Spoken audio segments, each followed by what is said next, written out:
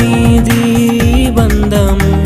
వ్యాధి బాధ సంతోషంలో కలిమి లేని ఆరోగ్యంలో ప్రభువే ఒకటిగా దీవించెను.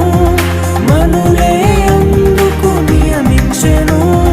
పరలోకములో నిర్ణయించెను, నరలోకములో